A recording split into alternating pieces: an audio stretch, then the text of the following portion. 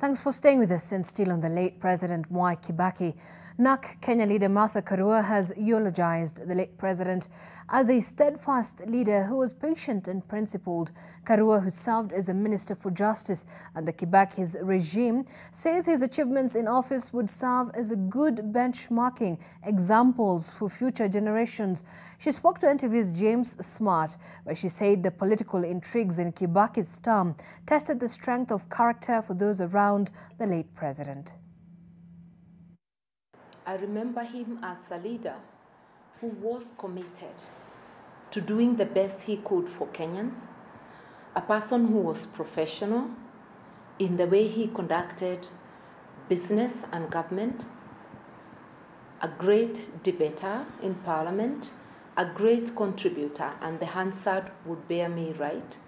He was a great orator. His legacy, a lot of people of all walks of life remember him for resuscitating Kenya's economy and thereby giving opportunity to millions of Kenyans to improve their life.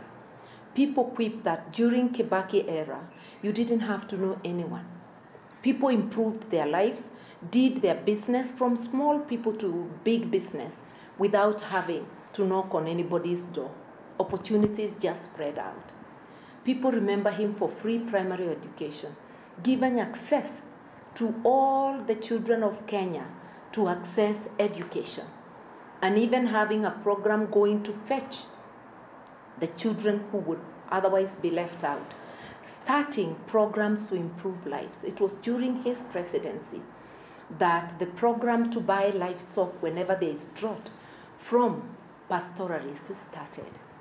During his tenure, the water services, which had collapsed from Nairobi to the remotest area, were woken up, and I'm glad that I was his minister for water at that time.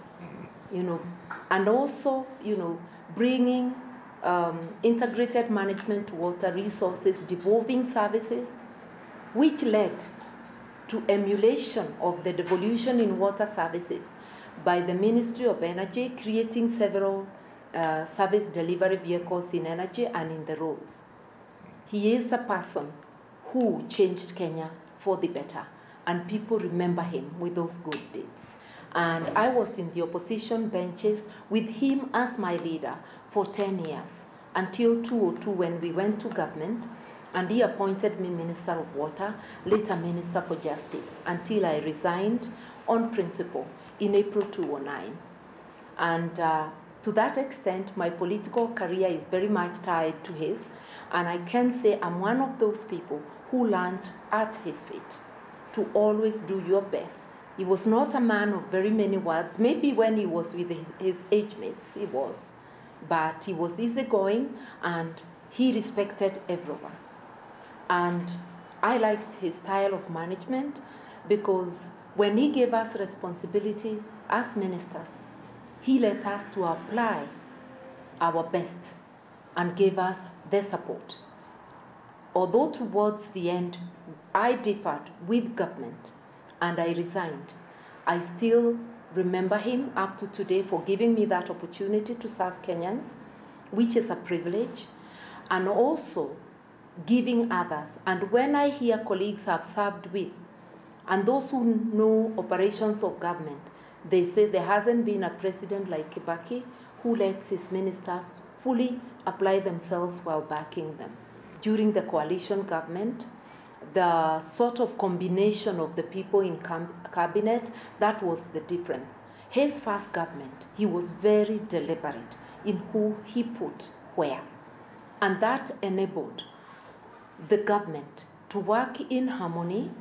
It also enabled the government to deliver results to Kenyans.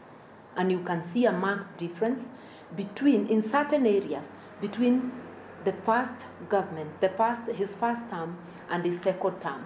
But I also want to credit his second term, the coalition government, the grand coalition government, for bringing to birth the 2010 Constitution, something that had been elusive for more than 20 years, That is one of the things that you credit the Grand Coalition government, which was President Kibaki and Right Honorable Raila Odinga. The referendum, the failed referendum of 2005, that is where the fissures appeared. That is where that campaign, moving on to 2007, ended up to be very divisive, and there was ethnic emotions which contributed to the 2007, and blame goes to both sides, because those in government, those of us in government, we look back and you wonder whether we could have done better. Our colleagues who were then in opposition, are there things they could have done better? Because it takes two to tango. I think that's the sad part of our history, which we must never repeat. Mm-hmm. I remember the fact that when we went into government, there were people who thought I should not be appointed minister because I had rejected a shadow minister position previously.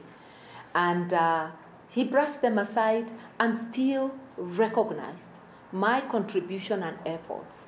So he had his own mind. You cannot say that during Mwai Kibaki's time that he either didn't give you a post or gave you a post because somebody lobbied. He always made his decisions. And that's a lesson to those in politics. Always judge people by what you know about them, not by what people think about them. And I'm not just talking about myself. I'm talking about how he dealt with issues. I also remember that whenever one did right, he would both privately and publicly commend. And I really remember fondly when he commended me publicly severally for the water sector reforms, something I treasure. Prayers for his family. It's a very sad moment for his family, for his friends, for the nation. And we pray that God gives them the strength and the grace to accept and rest his soul in peace. The comfort to the family is that their father, their patriarch, has left indelible marks in this country, positive contribution that Kenyans will not forget.